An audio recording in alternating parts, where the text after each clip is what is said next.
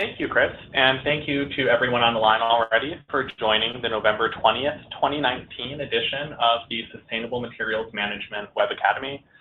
The theme of this month's webinar is Recycling and Resource Recovery as a Tool for Regional Economic Development, and we're very happy to have so many people participating today. This 60-minute webinar is hosted by the U.S. Environmental Protection Agency to provide training as well as a networking opportunity for state and local governments, non-governmental organizations, and other stakeholders interested in sustainable materials management issues. According to EPA's Advancing Sustainable Materials Management 2015 fact sheet, the United States is only capturing 34.7% of 75% of total recyclable material found within our municipal solid waste, and that number is including composting. In the time since we started putting together this webinar, EPA has released its 2016 and 2017 data that was hot off the presses last week. And in 2017, the national recycling rate increased to 35.2%, again, including composting. At the same time, the Institute of Scrap Recycling Industry's 2019 Economic Impact Study contains an estimate that the U.S. scrap recycling sector directly and indirectly contributes nearly $110 billion annually to overall economic activity. If recycling is contributing over $100 billion per year to the economy, and we're currently recycling at a rate of just over 35%, it begs the question of how much more opportunity there might be for recycling to contribute to the U.S. economy. The focus of this webinar is recycling market development and how to collect and divert more recyclable materials into domestic manufacturing streams.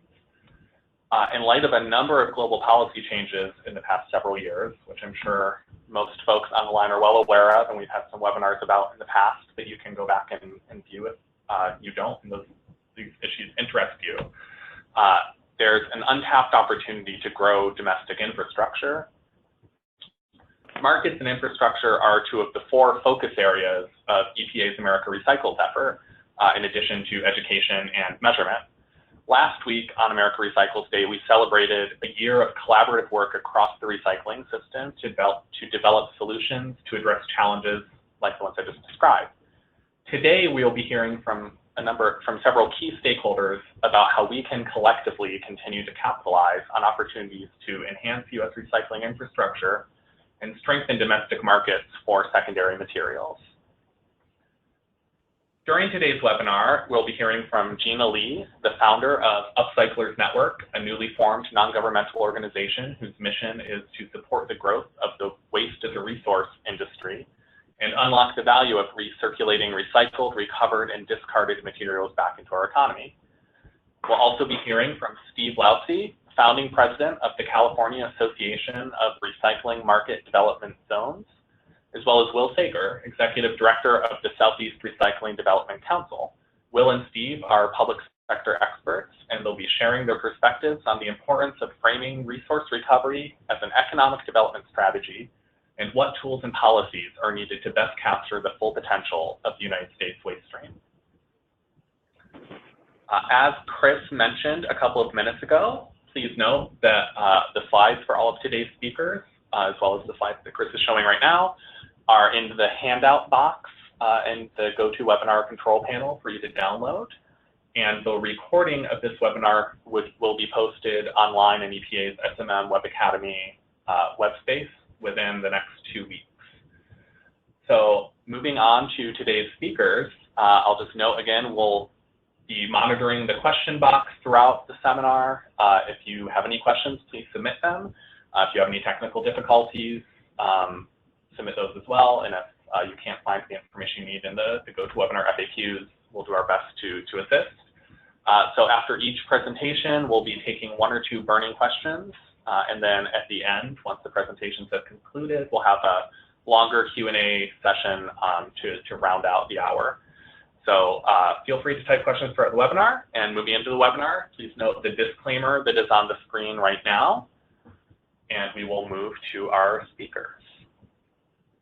So I have the pleasure of introducing our first speaker, Gina Lee, the founder of the Upcyclers Network. And with that, I will turn it over to you, Gina.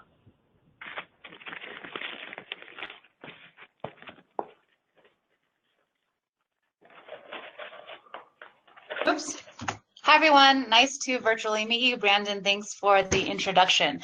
So I'll be speaking very briefly about the Upcyclers Network just to provide some background about our organization as well as our mission. We were just launched this June as a direct result of National Sword with the goal of supporting domestic demand as well as end market development here domestically for recycled material. We started with a founding council of 17 recycling industry experts from both the private and public sector, and I'm proud to say that Will and Steve, who will be speaking later in the presentation, are part of the advisory council. So our vision is to create a world where waste is seen as a resource. In today's world, this is one of the only resources that is growing. And we believe that if we can shift our society's mindset around seeing the opportunity within waste, then we can help to build a more sustainable production system, one that is less reliant on foreign imports and also supports local economies. How we propose doing so is through a two-pronged approach. One is supporting and highlighting those manufacturers that today are already converting recycled, recovered, and discarded material back into our economic system. The second approach really is to foster more interest in the waste as resource ecosystem. We believe that we need much more research and development, more entrepreneurial interest, as well as investment in the space. Since our launch, we published the Closing the Material Loop report featuring case studies and interviews from over 30 private and public sector innovators and how they are supporting the recirculation of material. For those of you listening that are from the public sector and are looking to create programs, whether it's developing an eco park or engaging with entrepreneurs or even loan and regulatory programs, there should be something useful within these case studies, as we really try to include a diversity of budgets as well as regulatory environments when seeking examples to highlight. So here's a list of public sector and nonprofit folks that we highlighted, and this is the list of how the public, our private sector study participants. We also just recently launched and announced the winners of the Upcyclers Network Annual Product Awards. This is just to showcase what manufacturers are doing with the recovered material and then create more public attention and awareness around the economic as well as environmental benefits that they're bringing.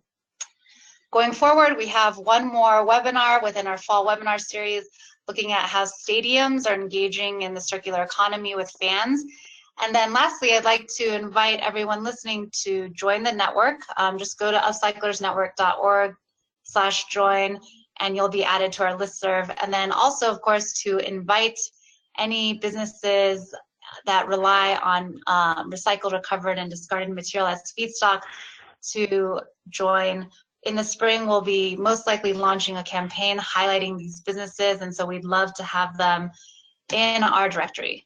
So feel free to reach out directly to me with any questions or comments. We will also be seeking funding and sponsorships going forward for 2020. So again, feel free to reach out directly. Thank you. Thank you so much, Gina. That's a great setup for the next two presentations we're going to have. We did get a question that probably going to be a little bit of a curveball, but I want to pose it to you because I think it's an interesting question. So one of someone in the audience asked about the use of the word waste, and you know, why do we still, when you're talking about waste as a resource, and we're still using the word waste even though we want it to be seen as a resource?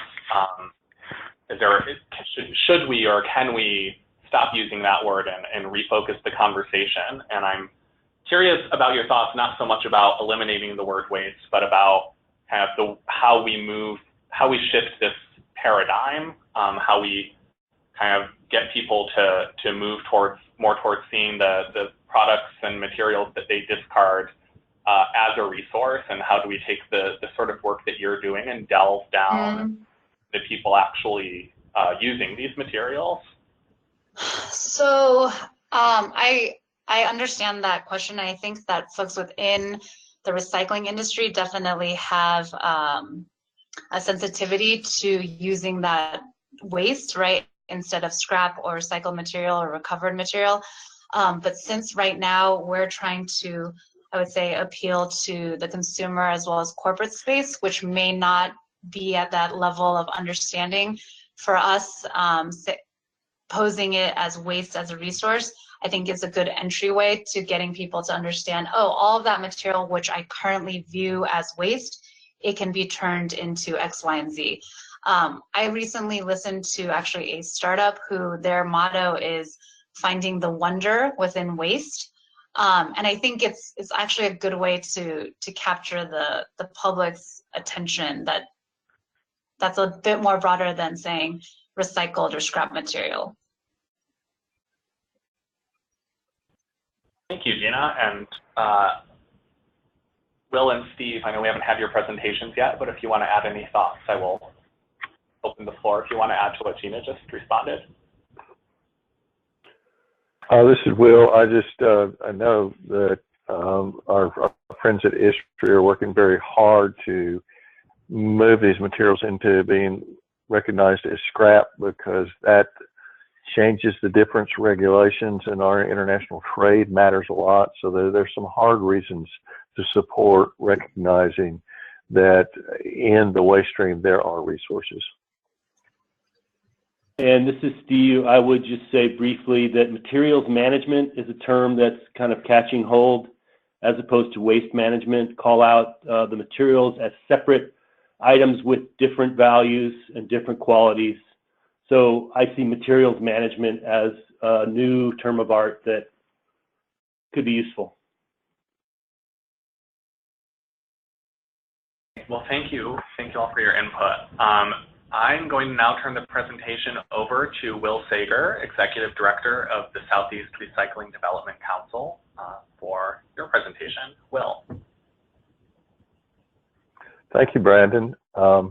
It is a pleasure to be here with all of you listening today. The Southeast Recycling Development Council was founded 15 years ago. Our mission is to unite government and industry to promote sustainable recycling. If we can show you, these are our sponsors. This is our private sector side. As obviously our interest and efforts will be consistent with these companies and their goals for better material management. We also in our membership have several local and most of our state agencies within our 11-state region as members and as participants on our board to guide our directions.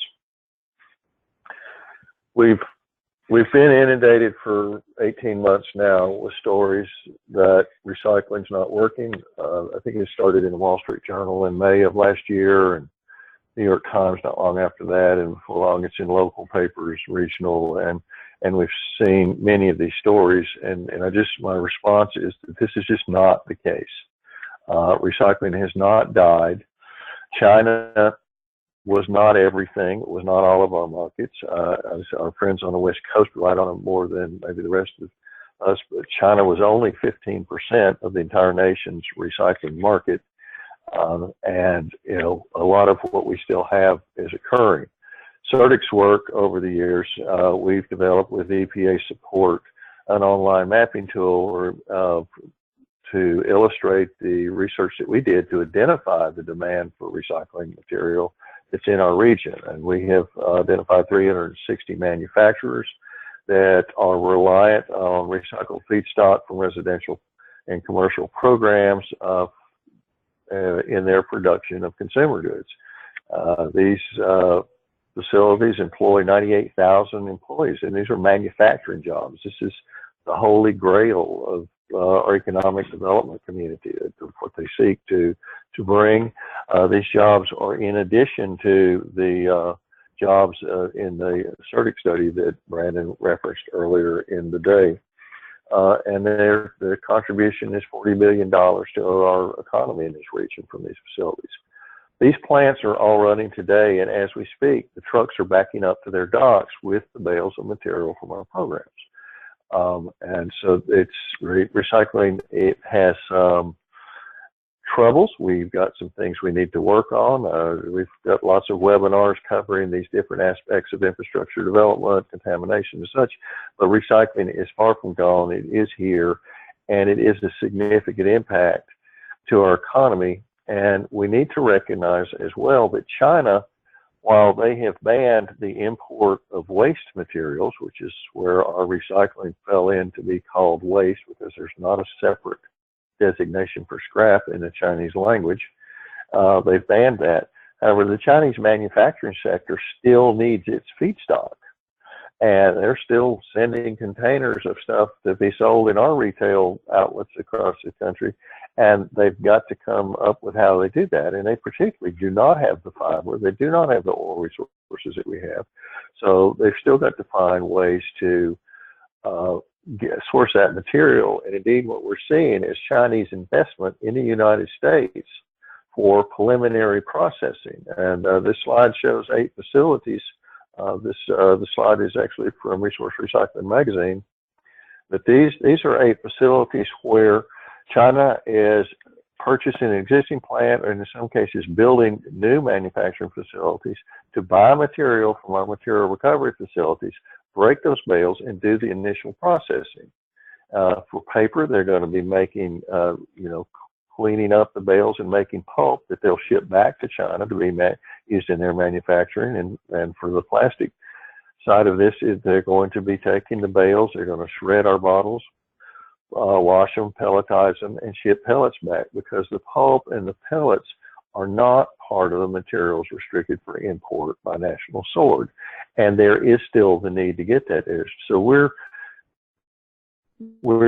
seeing this impact come into our country, and the multiple effects that we have here are numerous. For one, the 15 to 20% contamination that's in some of our bales is no longer being shipped halfway around the world, because that contamination will be captured in these plants and sent to our subtitle D landfills, which is a much better infrastructure, a much better disposal option than the waste disposal infrastructure that exists in China. So we're going to securely manage the contamination that's in there.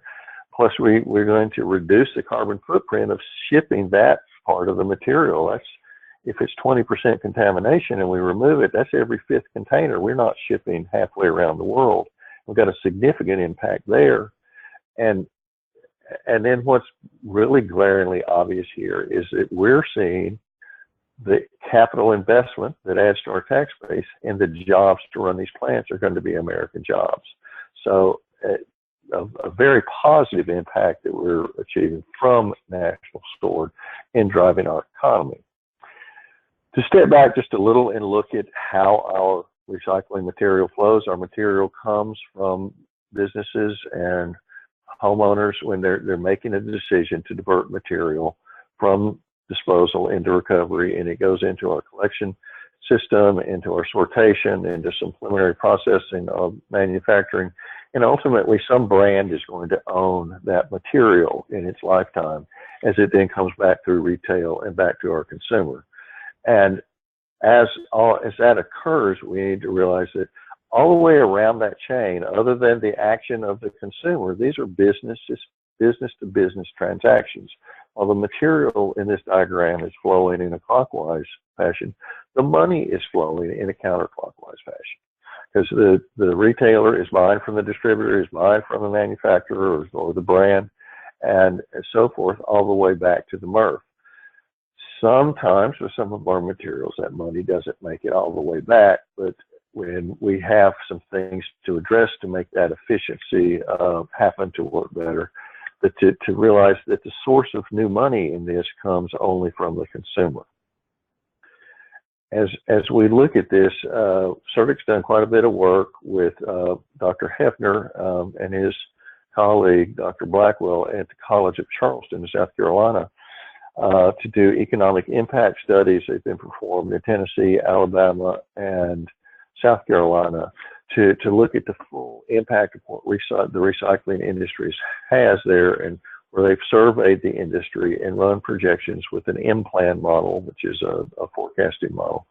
And it's become very clear that recycling has a tremendous economic impact, and we need to communicate that back to our elected decision makers. Looking some at some state-specific results of those studies in Alabama, we've identified 42 manufacturing facilities there. Alabama's home to the largest plastics manufacturer in the entire world, down in Lower Alabama, Troy. The collection and processing side adds to the 17,000 manufacturing jobs. Collection and processing is another 10,000 jobs in Alabama. Yet at the same time, local governments in Alabama are paying $31 million a year to bury $85 million worth of recoverable material. As we look at the same work we did in Tennessee, again, we've got numerous jobs. I won't run through all those numbers. This study we performed in Tennessee in 2013. Again, local governments are paying $115 million a year to bury material valued at that time at $180 million. That's just lost opportunity and an expense to pay to lose it. I don't have that data of how much in North Carolina, but then again, we've got tremendous job growth documented in North Carolina as well. How do we make this work better? I want to speak to three areas: measurement, policy, and the efficiency of our programs. One, measurement matters a lot. We can't manage what we don't measure. And if we don't identify how much market we have, then we will not know if our efforts are leading to improving the market or not. We can sit and look at pricing and determine where our value of materials is at any point in time, but price isn't the same as demand. Price is set when the demand curve meets the supply curve, and at that point is where we have set our price. And small changes on our demand curve can lead to significant price changes because of our supply is extremely inelastic, leading to a steep demand curve. But we need to look to measure demand and how many facilities are there out there, how much material are they consuming. That truly is where the demand is, and how strong that demand gets is when we start bringing price into it. And we need to measure that in tools such as Certic has performed in the Southeast, ISRI's work that has taken the number of jobs in the industry across the whole country. But we need to also measure on the supply side how much material we have, and our measurement system is extremely fragmented. EPA is leading an effort, working with some state agencies to try to develop some common platforms. We've got states reporting on different metrics. We've got states with different entities reporting, and we've got some significant work to bring that together so that we can identify, because if a state can show with hard data the amount of material that they've captured and are putting into the market, they have a tremendous tool for the economic development community to go look at those recycling businesses that are looking to expand in order to recruit them into their arena. Moving to policy, there are a lot of things, and we see each of these implemented in different states, but not across the line. But obviously, low interest loans to end users can certainly at times tip the scale as to whether a project is to go or not go, and that low interest loan then can help allow to increase the demand for our material. Sales tax exemptions for some materials for recycled content, I think, could be tried and used. Property tax exemptions for businesses that have recycling equipment or equipment that uses recycling material. North Carolina has this in place. It's been there for probably over 25 years. And that is a benefit to that business, and that helps make their business model work well. I think the elephant in the room is that landfilling, particularly in the Southeast, is extremely inexpensive. We've got our average landfill rates are around $40, and in some cases they're under $20 per ton to send waste to the landfill. And that makes it extremely hard for that program operator, that local government, to invest in their recycling program if their hauling straight to landfill is going to be that inexpensive, and it's not sending a big signal or significant signal back to those businesses that have the opportunity to divert material into our system. So we certainly have an opportunity there. Then again, North Carolina has, in addition to all states have banned liquids, paints, motor oils, lead acid batteries, marine appliances, and yard waste from landfill disposal. North Carolina took that another step in 2005, I believe, and banned the disposal of plastic bottles and aluminum cans. Now, that's not to mean that none are disposed. Some are still lost, but it sent a real signal, and it doubled the plastic bottle capture rate in North Carolina when the program was implemented. There's very little enforcement, and there's still a lot of bottles lost, but it had a very positive impact. South Carolina is unique in our region that they have two full-time or 2.5 full-time staff in the Economic Development Department and the Department of Commerce, not the Environmental Department, but they're focused on developing recycling businesses within South Carolina. That office has been there since 1991. It is overseen by an advisory board, Recycling Works Development Council, that's appointed by the governor. They've had tremendous success in advancing the demand for material in South Carolina. And lastly, I think that we need to work on communicating this economic value to our legislators so that we can bring about some of those reference policies. One way to do that we've had some success with is to hold recycling days in the legislatures, where we set a day, have an event, be it a breakfast, lunch, or cocktails, whatever, to invite legislators in and have them meet with business owners and business managers that are in their state and make the connection with their legislators so that they can understand the economic impact that recycling is more than just putting material at the curb. Lastly, to look at efficiency, we need to recognize our material will always compete with virgin, and we can't recycle at any cost and expect market development to solve our problems. We've got to be efficient in how we get material processed. We can't have lots of small, manually operated 2-ton-an-hour material recovery facilities. We need to move into some hub and spoke systems where we can take advantage of capital investment for high volume processing to get it to lower cost. As we see that transitioning too, I think it's also important that we design our system so that some of these hubs, while they may not be immediately next to each other, they do need to be close enough to each other that they can have some competition with each other and pull some, because if some are pulling from one that might be serviced by another, there's going to be a pressure to keep that processing price down for those to capture that market.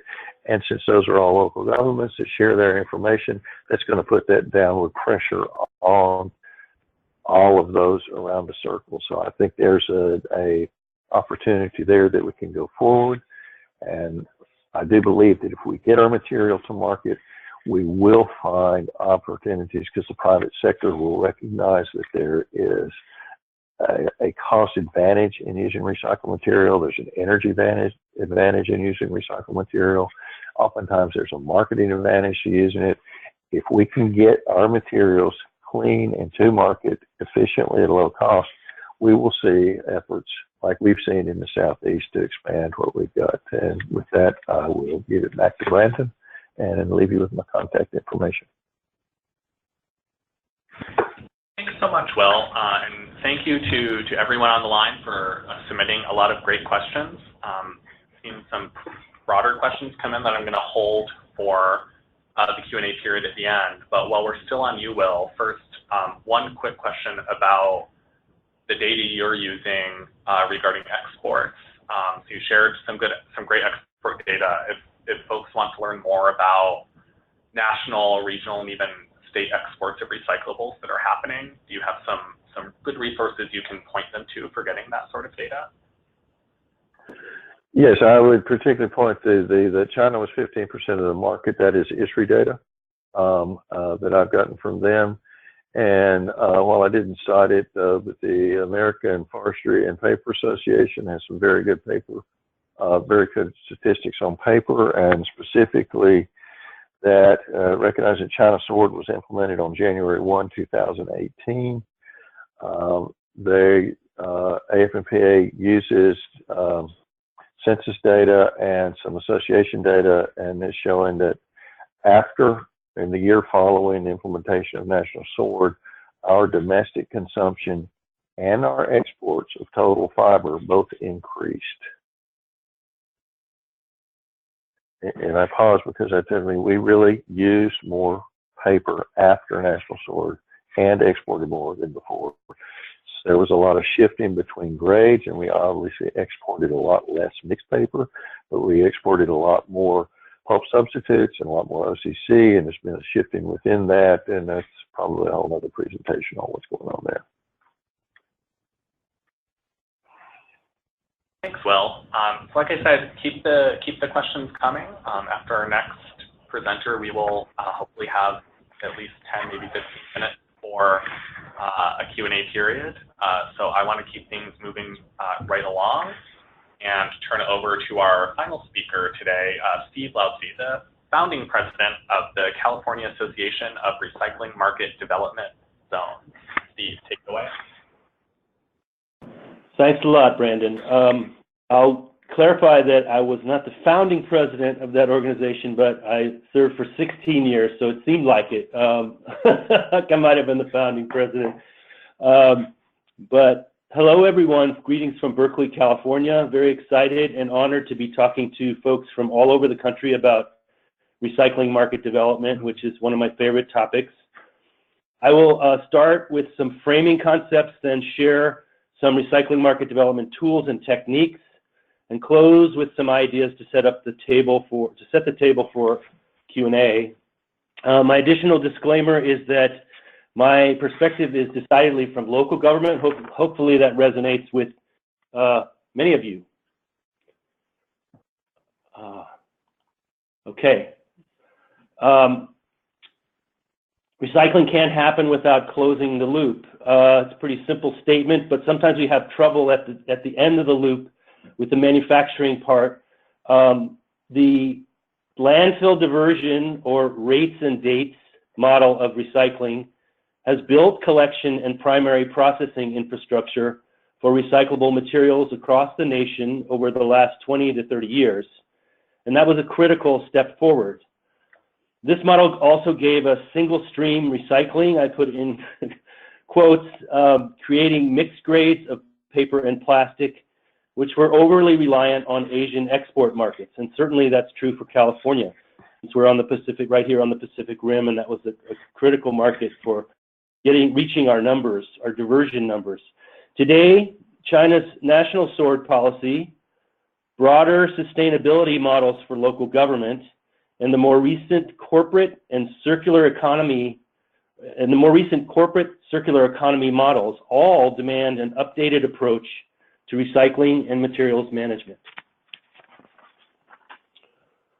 I think we need a new approach to build infrastructure for sustainability. Since Earth Day 1970, Enviros rightly attacked dirty industry while building capacity to divert materials from landfills. Obscured in this quest was the need to build new, green, and sustainable domestic manufacturing and composting capacity, also known as infrastructure for sustainability, my term. I'm going to skip this slide just in the interest of time. And this next slide is a little bit complicated. The title of this slide is trying to say recycling market development. There's a recycling market development and clean energy analogy. The premise is that energy and materials management systems face similar transformations and both offer GHG reduction wins, greenhouse gas reduction wins. For energy, climate change requires us to move from centralized fossil fuel power plants operated by monopoly utilities toward distributed energy, including wind, solar, and storage capacity owned and operated by many innovative and specialized firms. For materials management in this formulation, we have relied on centralized landfills and MRFs operated by exclusively franchised haulers, generating mixed materials or a lot of mixed materials. I see this older model shifting to diversified specialized markets for cleaner, more diverse material streams. Okay, with those few slides as a setup for the rest of my presentation, I'm going to examine some specific recycling market development tools and techniques based on my experience in California. First up is RMDZ. Created in 1993 as the brainchild of Marion Bergeson, a Republican state senator seeking to balance demand with the new supply of recycled materials from our landfill diversion laws. The recycling market development zone in California has grown to 40 specific geographic zones or special districts covering half of California's land and population, also including most of California's prime industrial land. These RMDZs are active hosts for value-added processing and manufacturing with recycled materials. Our state agency, CalRecycle's primary framework is to implement legislation which leads to regulation and monitoring of local government compliance on mandated landfill diversion programs. The RMDZ program is different. It is a market-driven partnership between CalRecycle, local government, and most importantly, private businesses, which bring innovation and private capital to the table to create a greener materials economy. Let's take a drink. Market development success is also regional, meaning that all cities in a region benefit from new facilities and markets hosted by any city in that region. Here's a little break from my wordy presentation. This is a picture of someone deconstructing a mattress at DR3, which was founded in Oakland in 2000 by St. Vincent de Paul of Lane County, Oregon, oddly enough. DR3 received multiple grants from the region and an RMDZ loan at startup, and now DR3 is the biggest mattress reuse and recycling operator in the United States. Back to highlights of the RMDZ program. The centerpiece of the RMDZ program is its loan program, which emanates from CalRecycle in Sacramento, state government. That agency and local RMDZs have teamed up on nearly 200 loans for over $150 million to 140 companies all over the state using a wide variety of materials. Just as important as the loans is local government vetting of these businesses, plus siting and permitting assistance and network marketing, by which I mean help in finding recycled feedstocks and marketing of recycled products. In this context, because recycling and organics facilities have local impacts, active planning is also critical. Whereas landfill diversion relies heavily on environmental services and public works staff and resources, recycling market development, as Will Sager also mentioned, relies more on planning and economic development staff and resources. Successful planning for recycling market development entails targeting industrial land use zones to both maximize and minimize impacts. Now, how can you do both of those things? What I mean there is you have to have enough industrial land to maximize the impact of these manufacturers at the same time that you have enough buffer to minimize impacts on the surrounding community. Having a friend at City Hall can be very valuable to a recycling-based firm, since many other staff, decision makers, and citizens may not be so enthused about recycling-based manufacturers. Before any advocacy for a company can go forward, though, one must do friendly vetting of prospective firms, asking tough questions, including, environmental impact, and financial capacity. Good businesses in this category will welcome such questions as it will help them with other agencies down the line. Balancing credibility with external and internal customers in recycling market development requires clear and honest communication.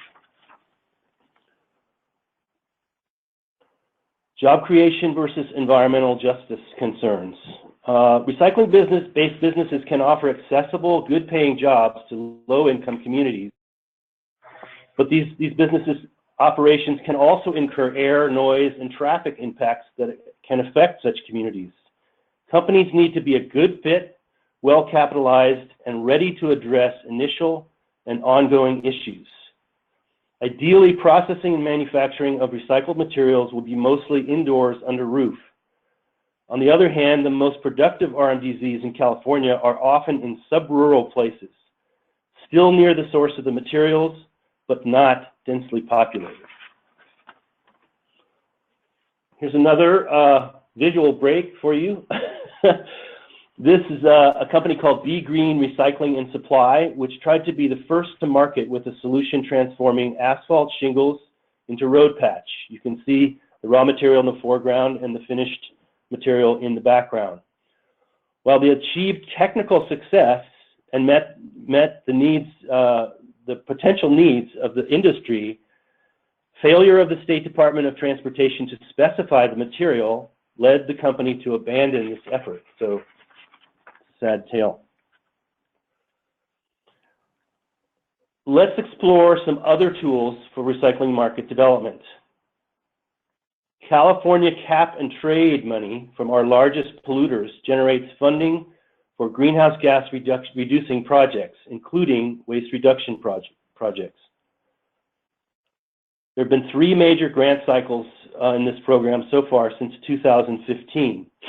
The categories include organics and food rescue, over $80 million in 3 cycles, and the non-organics, recycled fiber, plastic, and glass projects. Statewide eligibility for these grants, but most of the projects have landed in RMDZs, which shows that RMDZs are in the right places, in my opinion. Grants are typically $3 million or less and are graded by GHG impact, not just recycling or diversion impact. Funding depends on annual legislative approval, which adds some instability to this funding source. Next is sales tax. Some of these techniques were mentioned by Will Sager under policy, actually. And these are California examples. Sales tax exclusion for green manufacturing.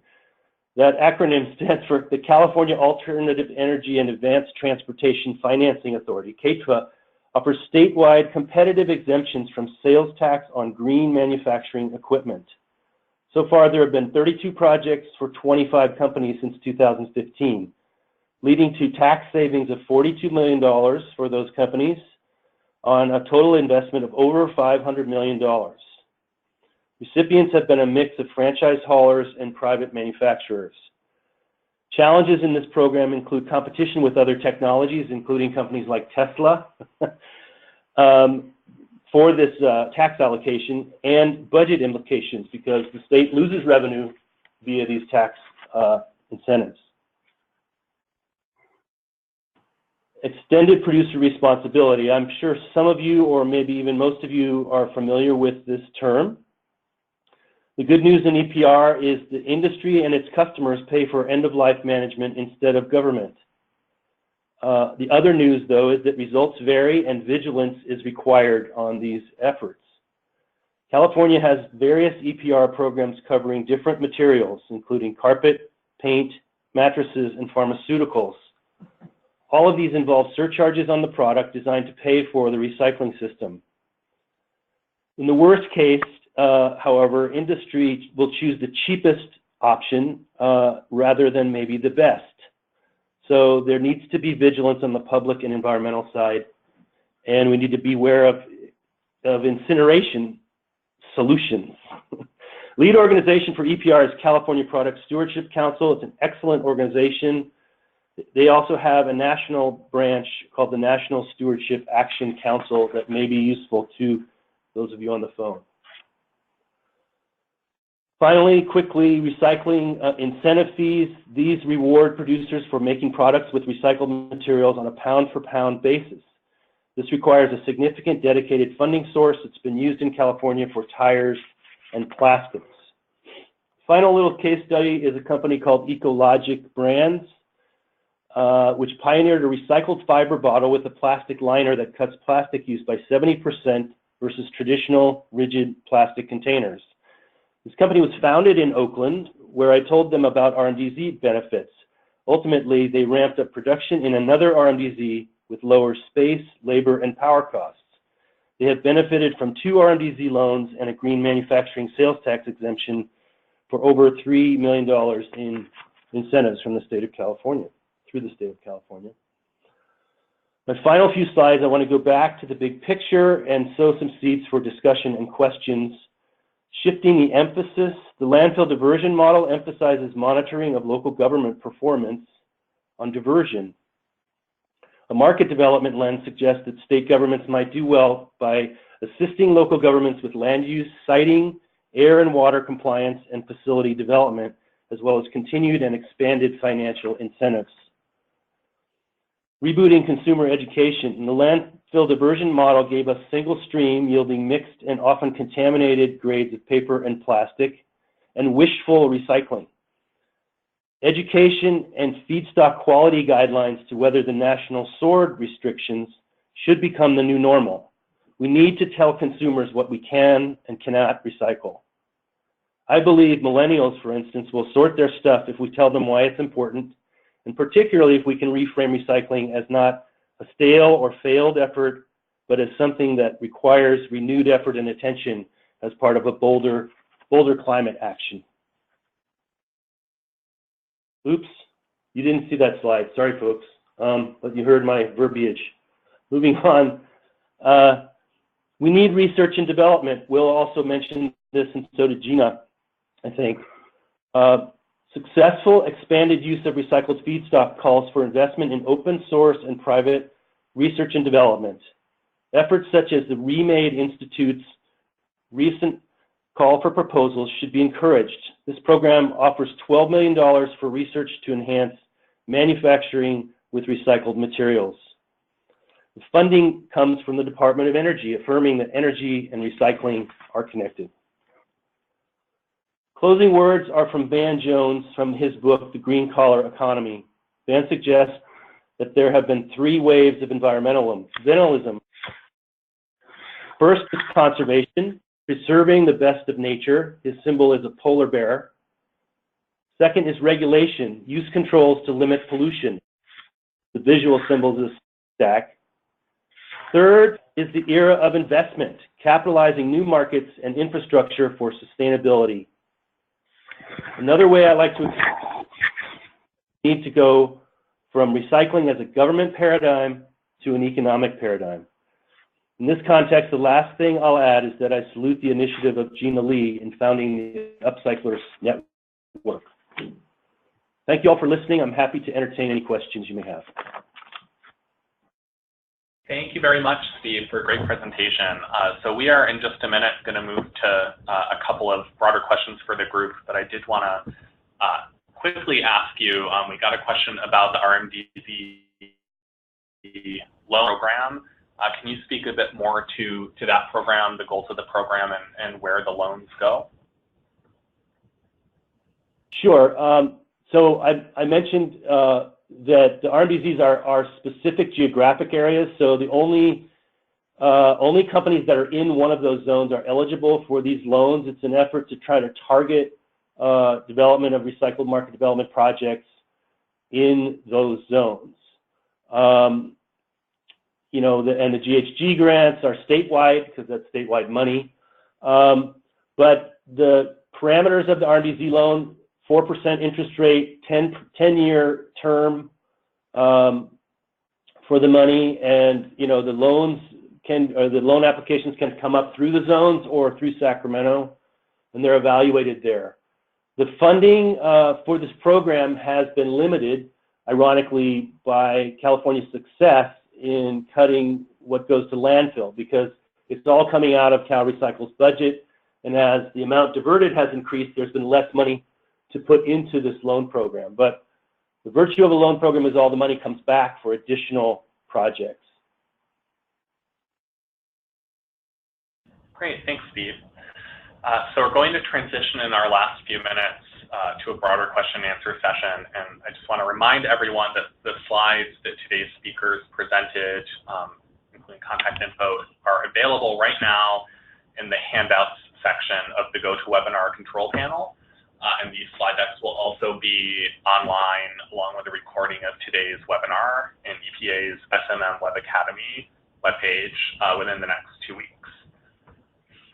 So to start, I'm hoping I can hear from all three of you about a pretty key question to the topic at hand, which is the cost of recycling and whether or not it's still a lucrative business. Will and Steve, you obviously both touched upon this a bit during your presentations, but we've gotten a number of follow-up questions and comments about it, including comments about the comparative cost of recycling compared to landfilling.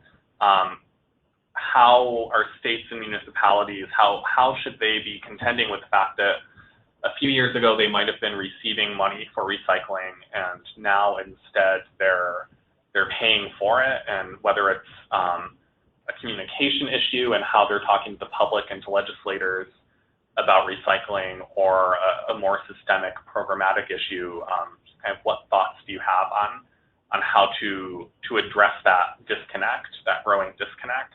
Maybe we can start with Will and then move to Gina and then Steve. Okay, you asked a lot of questions in that one statement there, Brandon. I did. We've gotten a lot of questions, and I'm trying to combine. Hey, I think you gave me about 10 at one time. But for one, I mean, recycling is a service, particularly on the collection side, and it does cost money to do that. And getting it sorted out and market ready isn't free any more than extraction of materials is free. So there is a cost there. Local governments, and we made this 30 years ago, we did go around telling our local governments they could make money recycling, and we were wrong. They're not, but it is a service, and I think we need to step back and look at what is it we want. If we want to have recycling, then we're going to have to put those funds in. The simplest way for local government to do it is to bundle all the services for material management, have one fee per household, and then perform it. And the added cost really doesn't cause a lot of political pushback. The adding the incrementally along the way and continually raising fees or adding fees or having opt-in fees does cost a lot of, or does create a lot of political pushback. So I think we need to move at that. But on the grander scheme, I think we need to really figure out what it is that we want as a society. And do we want to have lots of landfills, or do we want to develop a circular material management economy? And I think that if we're asked that question individually, we'll all come back and respond affirmatively to the latter. But how do we get there? And we can look at other models. We've got a lot of incentives out for solar energy to reduce the cost of getting solar out, and wind power as well, to make that transition, because we have decided as a society that's the direction we want to move in. And I think we can do that in this arena too. We've got tip fee surcharges in lots of communities. We need to develop the political will to make those higher so that there is a better incentive to encourage material to go to the recovery, and use that additional funding to reduce the cost and develop those investments over on the other side.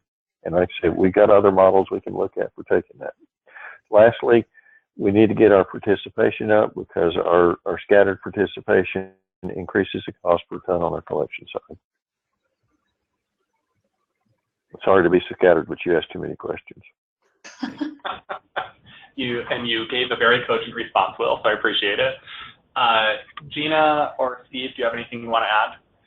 I have one quick comment, and it's about for the Upcyclers Network, one of our goals is really to elevate recovered and recycled and discarded material use as different than virgin. So at the hearing that ISRI organized last Friday, we asked the question to a Danone executive who had said, you know, we have these recycled content goals for packaging. And so we said, well, with virgin plastic prices coming down, you know, will that impact your commitments? And he said, you know, we're not doing this from a price perspective, right? We're doing this because consumers are demanding it. And so one of the goals is to say, can we get consumers and corporations to demand, you know, outside of the regulatory sphere, just from consumer demand, more recycled and recovered usage in our durable goods and our textiles. If we're doing it for packaging, I think that we can do it in other arenas. And so it's about saying,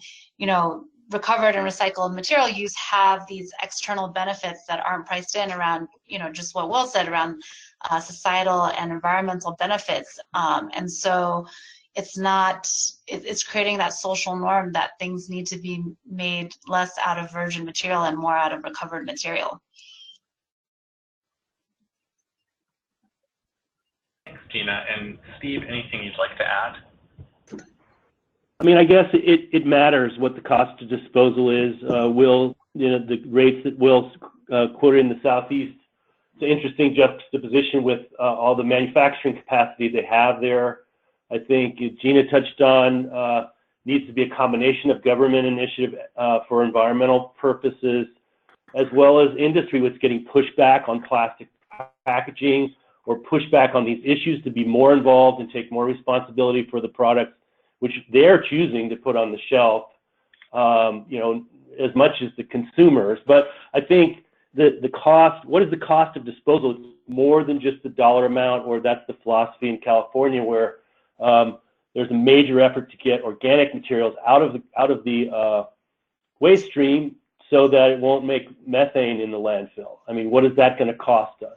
So I think there's an active conversation among private and public sector on these issues that's moving toward materials recovery, not away from it. Steve. So unfortunately, that brings us already to the hour, and we have a lot of other great questions that were teed up about, you know, the problems posed by the dramatic inconsistency from one program to another across the country, and the additional challenge that can pose, not just in at-home and curbside recycling, but also public space recycling, contaminants of concern that are coming through the system, and you know, what contaminants are particularly prominent, and what are some strategies to deal with those, and just more generally how to communicate recycling programs and the value of recycling to the public. And I wish we had another hour to discuss those, because I know those are meaty issues for all three of you. But unfortunately, we're at the hour, so we're going to have to wrap things up there. But I do want to thank all three of our speakers for sharing their knowledge today. And I'd also like to thank everyone that participated today for joining this month's SMM Web Academy. I hope you continue to join us. We have a lot of exciting topics that we talk about month after month. This program is designed for all of you on the line, so please complete our evaluation, give us any feedback you might have on how we can continue to meet your needs through this webinar series. Like I said, the handouts for today's webinar are in the handouts tab in the control panel, and will also be online along with the webinar audio in about 2 weeks. We invite you to join us for next month's SMM Web Academy webinar. It'll be on December 20th, and it's titled From Pen and Paper to Artificial Technology, 21st Century Methods for Measuring Excess Food. So you can look for an email in the next week or so on registration details for that webinar. So that concludes the session. Thank you all for participating, and we hope to see you on a future webinar. Thanks, Brandon. Thank you, Brandon. Thanks, Chris. Chris. Bye.